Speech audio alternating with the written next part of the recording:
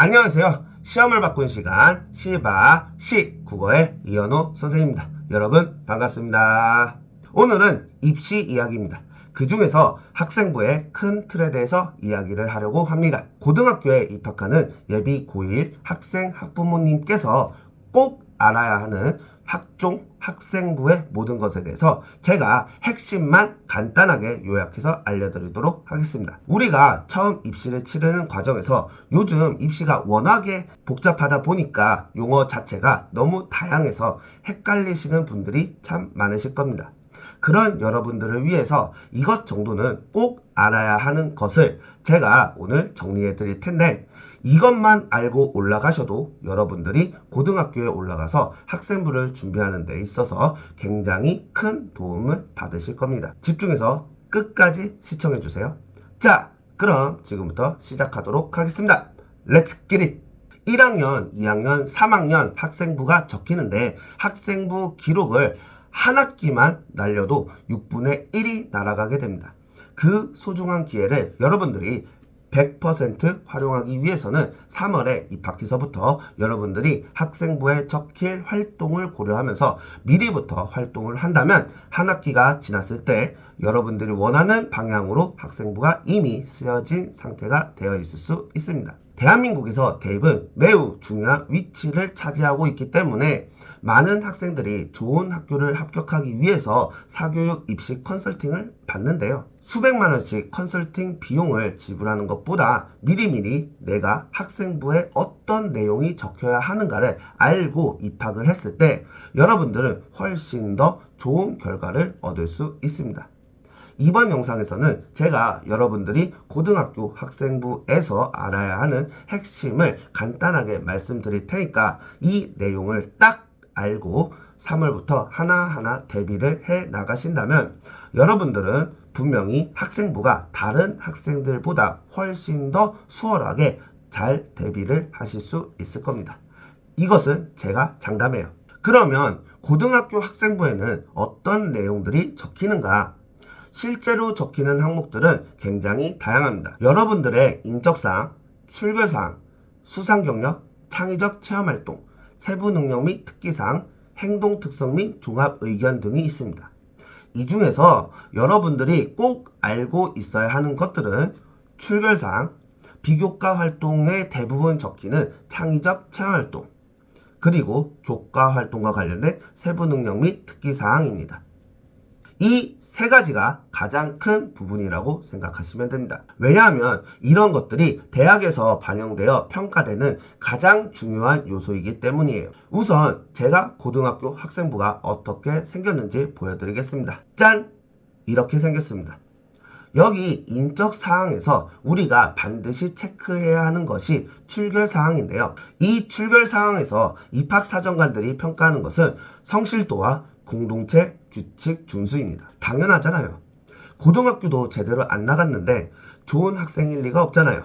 여기 출결 사항을 보면 결석 일수, 지각, 조퇴, 결과 이렇게 되어 있고 그 아래 질병, 미인정, 기타가 있죠. 여기에서 여러분들이 주의 깊게 봐야 하는 부분은 바로 미인정 부분입니다. 미인정이란 지각이나 조퇴, 결석을 했는데 정당한 사유 없이 자기 맘대로 학교를 안 오거나 빠지는 것을 말합니다. 질병과 기타로 학교를 못 가거나 빠지게 된 경우에는 평가에 전혀 불이익이 없습니다. 그러나 미인정으로 학교를 안 오거나 빠지게 되면 학생부 평가에서 불이익이 됩니다. 그럼 어느 정도 불이익이냐?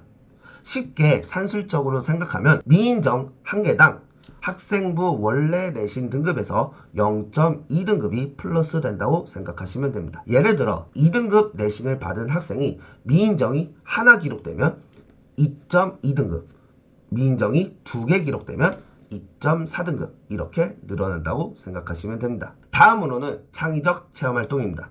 창의적 체험활동에는 어떤 내용들이 적히는가? 창의적 체험활동은 크게 또 4가지로 분류가 됩니다. 자유활동, 동아리활동, 봉사활동, 진로활동입니다. 여러분들이 비교과로 했던 활동이 이 4가지 항목으로 구분돼서 적힌다고 생각하시면 됩니다. 이 부분들에 대해서 구체적으로 하나씩 설명해 드릴게요. 첫 번째는 자율활동입니다. 자율활동은 뭐냐? 내가 자유롭게 활동하는 것들이 기록되는 것이 아니고 학교에서 자율적으로 마련한 다양한 행사라고 생각하시면 됩니다. 단체로 진행하는 어떤 교육이나 행사를 말합니다.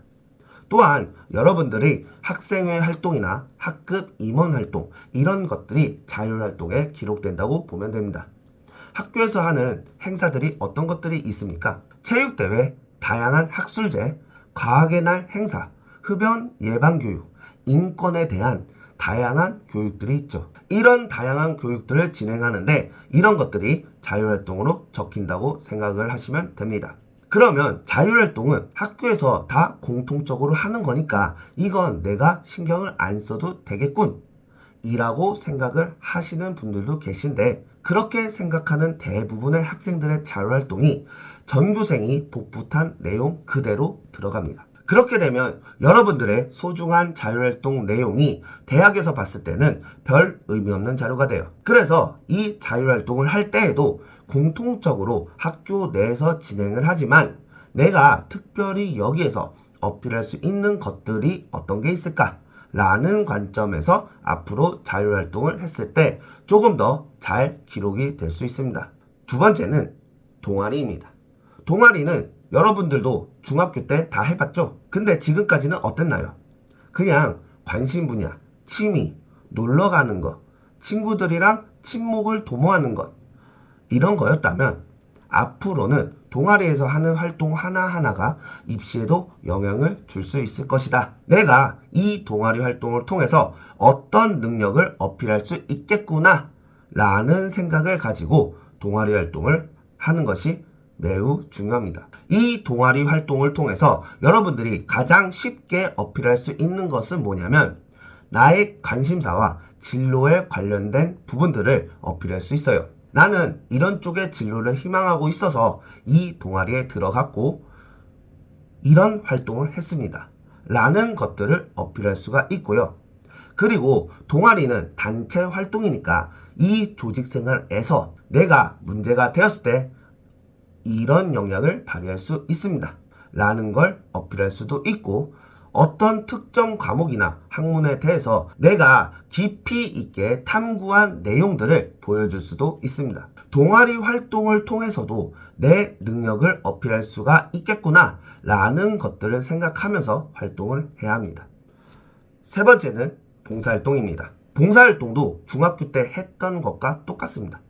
구체적인 내용은 기록되지 않지만 어떤 기관에서 얼마나 봉사활동을 했는지가 기록이 되고 그게 대학에 제출이 되죠. 단 예전과 봉사활동 부분이 달라진 것이 예전에는 교내 봉사활동과 교회 봉사활동이 같이 대입에 반영이 되었지만 2024학년도 입시부터는 학교에서 실시한 교내 봉사활동만 반영을 하고 교회 봉사활동은 대입에 반영되지 않는 걸로 바뀌었습니다. 그런데 이런 부분을 보고 많은 학생들이 착각하는 것이 그러면 대충 학교에서 하는 봉사활동 아무거나 하면 되지 않을까? 라고 생각을 하실 텐데 아까와 마찬가지로 그렇게 의미 없이 기록된 경우에는 별 의미 없는 시간만 채웠구나 라고 하면서 중요하게 보지 않겠죠. 학교에서 실시하는 봉사활동이라도 나의 진로와 학습, 배움에 도움이 되는 의미 있는 봉사활동을 잘 선택하는 것이 중요합니다. 또한 바뀐 사항을 보면 교회 봉사활동이라고 하더라도 학교 교육 계획에 따라 교사가 지도한 실적은 대입에 반영된다고 언급되어 있습니다. 대학에 합격을 하려면 남들이 하지 않는 활동으로 차별점을 보여야 되겠죠. 이것이 바로 틈새 전략이 됩니다. 이런 부분들은 학생들이 몰라서 못해요. 근데 스카이 대학에 합격한 친구들은 다 합니다. 그렇기 때문에 여러분들도 하셔야 돼요. 개인 봉사활동이지만 여러분들의 진로와 학생부 기록에 꼭 필요한 봉사활동을 찾으면 그것을 학교 선생님한테 계획과 필요 이유를 설명드리고 선생님을 지도 교사로 꼬셔서 학생부에 기록될 수 있도록 활동을 하시면 더욱 좋습니다. 그러면 여러분의 학생부는 더 돋보입니다. 이 봉사활동에서도 어떤 특정 분야를 내가 꾸준히 봉사활동을 했다면 그 부분이 대학에서 좋게 평가가 됩니다. 이렇듯 봉사활동도 시간만 그냥 채워넣는 것이 아니라 봉사활동의 일관성을 통해서 내가 어필할 수 있는 것은 없을까? 라는 생각을 갖고 고등학교 봉사활동을 하는 것이 굉장히 중요합니다. 네 번째는 진로활동입니다. 내가 어떤 분야로 나아가고 싶은가에 대한 기록들이 적히는 게 바로 진로활동입니다. 어떤 분야에 관심이 있는지 진로를 탐색하는 과정도 기록이 되고요. 진로를 확정한 다음에 관련된 추가 활동을 한 것들이 모두 기록됩니다. 고등학교 올라가면 진로 시간이 따로 있어요. 이때 여러분들이 다양하게 했던 활동들, 진로 적성 검사나 제가 중고등학교에 출장을 가서 진행하는 미래 유망 직업 카드 수업을 한다던가, 학교에서 어떤 특정 분야의 사람들의 강연을 듣는다던가, 여러분들이 진로와 관련된 책을 읽을 수도 있고 특정 진로에 대해 깊이 있는 탐구 활동을 할 수도 있습니다. 근데 여기서 중요한 건 뭐냐? 나 혼자 고민하는 게 아니라 진로에 대해서 고민하는 이 내용들이 진로 담당 선생님이나 교과 선생님, 담임 선생님에게 어필이 되어야 합니다. 아무리 좋은 생각을 갖고 어떤 분야에 관심이 있더라도 그게 드러나지 않으면 진로활동 부분에 여러분들의 내용이 기록되지 않으니까 내가 진로에 대해서 이런 깊이 있는 고민을 하고 있음을 항상 선생님들께 어필을 해야 한다는 생각을 갖고 진로활동을 하시면 되겠습니다. 지금까지 제가 이야기한 창의적 체험활동들을 아무 생각 없이 하는 것이 아니라 대학에서, 학종에서, 학생부에서 평가하고자 하는 것들이 이런 것이구나, 이런 능력을 어필할 수 있도록 활동을 해야겠구나 라는 관점에서 대비를 하는 것이 중요합니다. 다음은 세부 능력 및 특기사항입니다. 우리는 이것을 줄여서 세특이라고 하죠. 세부 능력 및 특기사항이란 각 과목별로 선생님들이 기록하는 학생 관찰 기록을 말합니다. 세특은 각 과목별로 기록되기 때문에 학생부에서 차지하는 분량이 제일 큽니다. 그리고 이 부분이 대학에서도 매우 중요하게 보는 요소입니다.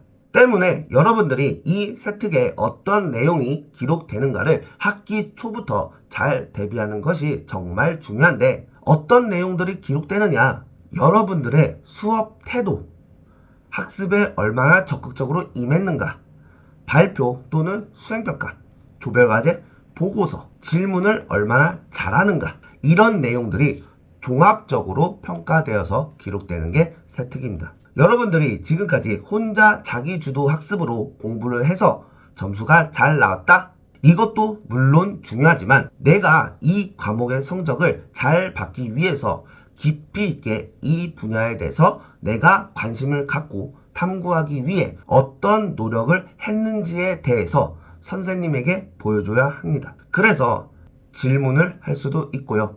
보고서를 제출할 수도 있고요. 학생들 앞에서 발표를 할 수도 있고요. 이런 식으로 학기 중에 수업에 임하는 태도에서 여러분들이 적극성을 가지고 임하셔야 이 세특에서 좋은 결과를 얻을 수 있습니다. 근데 쌤, 저는 너무 내성적이라서 표현하기가 어려운데요? 라는 학생들이 있을 수 있어요. 이런 학생들은 꼭 발표나 질문이 아니라 보고서로도 선생님들에게 내 능력을 충분히 어필할 수 있으니까 이런 부분들을 미리 알고 내가 세특을 잘 받기 위해서 발표가 부족하면 이런 부분으로 내 능력을 어필해야 되겠구나 라는 것을 미리 알고 올라가시면 좋겠습니다. 정성적으로 평가되는 세특 외에 정량적으로 여러분들의 성적이 기록되는 부분들도 있는데요. 이 부분은 당연히 열심히 공부해서 좋은 성적을 받아야 하는데 여기서도 여러분들이 신경을 써야 하는 부분이 하나 있습니다. 성적은 시험 결과로 기록이 되지만 어떤 과목을 시험 볼지는 여러분들이 선택할 수가 있습니다. 고등학교 1학년 때는 공통 과목을 배웁니다만 고등학교 2학년 때부터는 진로 선택 과목이나 일반 선택 과목을 여러분들이 선택할 수가 있어요. 그래서 어떤 과목을 선택하느냐도 대학에서는 중요한 평가 요소로 봅니다. 이 학생이 우리 학과에 관심이 있어서 좀 어렵지만은 이 과목을 선택했구나. 이 학생은 우리 학과에 관심이 있다고 해놓고 우리 학과에 필요한 이 내용들은 선택하지 않았네. 이런 식으로 실제 점수가 아니라 학생이 어떤 과목을 선택했느냐를 보면서 이 학생의 성향과 관심사를 평가할 수 있는 거죠. 다소 어려운 과목이긴 하지만 우리 학과에 관심이 있어서 선택한 전자의 도전적인 학생 같은 경우에는 플러스 요인이 되고요. 설령 그 과목 성적이 안 좋다고 해도 보정이 됩니다.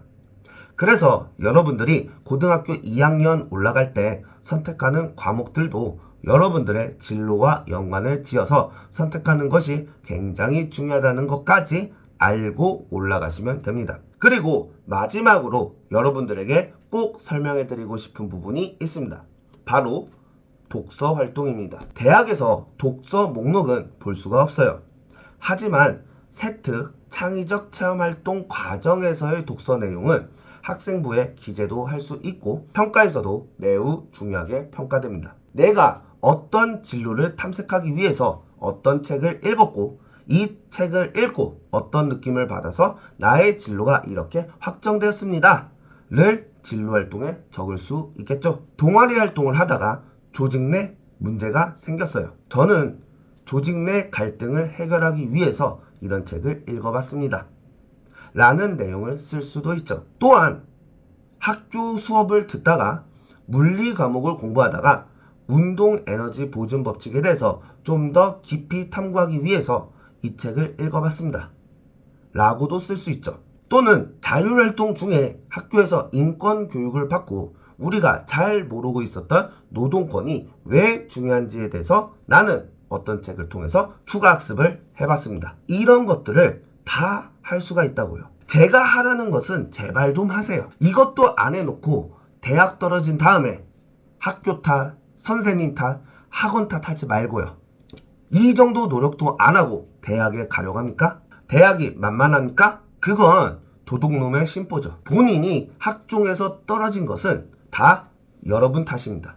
독서 목록이 기록되지 않는다고 해서 여러분들이 신경 쓰지 않는 경우들이 많은데 창체와 세특에 기록될 수 있는 가장 좋은 소스가 바로 독서 활동입니다. 그래서 고등학교에 올라가서 독서 활동을 어떻게 하느냐도 너무나 중요합니다. 참고로 고대, 경희대, 한양대, 건국대, 동국대는 학생부에서 독서와의 연결성을 매우 중요하게 생각합니다. 그래서 학생부에 독서가 녹아있지 않으면 내신이 좋아도 떨어뜨립니다. 창체와 세특에 내가 이런 계획을 갖고 어떤 책을 읽어서 기록되도록 해야겠다 라는 것들을 3월부터 여러분들이 대비하신다면 정말 잘 준비를 하실 수 있을 겁니다. 자, 오늘의 영상은 여기에서 마치겠습니다. 오늘은 학생부에서 여러분들이 어떤 내용들이 기록되는지 간략하게 설명을 드려보았습니다. 제가 다음 영상에서는 상위권, 중위권, 하위권, 인서울 대학별로 대학 입학사정관들이 학생부 평가를 할 때 주의 깊게 평가하는 학생부 키워드들을 알아보는 시간을 가져보겠습니다. 어떠신가요? 오늘 영상 도움이 많이 되셨나요? 도움이 되셨으면 구독과 좋아요 많이 눌러주세요. 여러분들이 구독과 좋아요를 많이 눌러주시면 제가 다양한 영상들을 만드는데 큰 힘이 됩니다. 여러분, 다음 영상에서 만나요. 안녕.